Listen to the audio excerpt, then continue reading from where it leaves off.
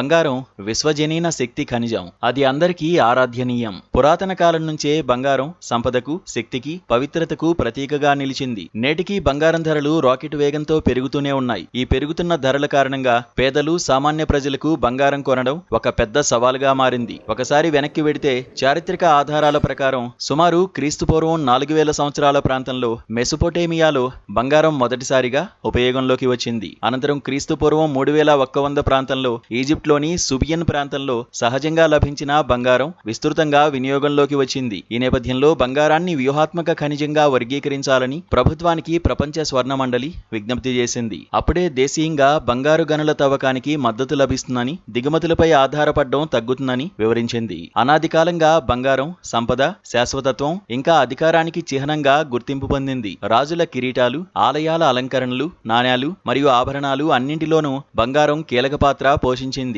కాలం మారినా, నాగరికతలు మారినా బంగారం ప్రాముఖ్యత మాత్రం తగ్గలేదు. హోదా ఇవ్వడం కాలక్రమేణా పసిడి తవ్వకానికి ఏకగవాక్ష అనుమతుల వ్యవస్థ అందుబాటులోకి వచ్చింది. అప్పుడు గనుల కంపెనీలు కేంద్రం నుంచి అనుమతులు పొందడం సులువవుతుంది. రాష్ట్ర ప్రభుత్వాలతో పాటు ఇతర అనుమతులు పొందాల్సిన అవసరం కంపెనీలకు ఉండదని డబ్ల్యూజీసీ ప్రాంతీయ సీఈఓ సచిన్ జైన్ పేర్కొన్నారు. గనుల మంత్రిత్వ శాఖతో జరిగిన చర్చల్లో ఈ విషయాన్ని ప్రస్తావించారు జైన్. పసిడికి ఈ హోదా లభిస్తే దేశంలో ఎక్కడైనా తమ గని ఏర్పాటు చేసుకోవడానికి కేంద్ర ప్రభుత్వం నుంచి ఏకగవాక్ష పద్ధతిలో అనుమతులు పొందడానికి కంపెనీలకు వీలవుతుందని జైన్ వెల్లడించారు. ప్రస్తుతం బంగారం కోసం విదేశాలపై ఆధారపడుతున్నామని, విదేశీ మారకపు ద్రవ్యాన్ని కాపాడుకోవడానికి పసిడి కొనుగోళ్లు తగ్గించాలని ప్రధాని నరేంద్ర మోదీ ప్రజలకు పిలుపునివ్వడాన్ని ప్రస్తావించారు. భారతీయుల ఇళ్లలో సుమారు 25,000 నుండి 34,600 టన్నుల బంగారం నిల్వ ఉంది. దీని మార్కెట్ విలువ దాదాపు $5 ట్రిలియన్ ఉంటుందని అసోచామ్ ఇంకా వరల్డ్ గోల్డ్ కౌన్సిల్ నివేదికలు అంచనా వేస్తున్నాయి. ఈ పసిడి నిల్వల విలువ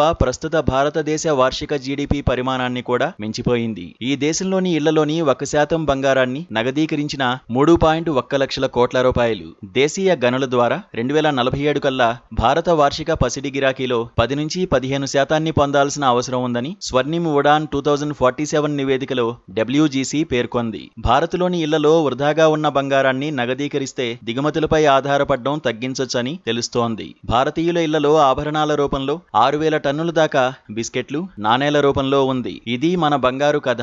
ఇందులో ఎన్నో మెరుపులు ఉన్నాయి.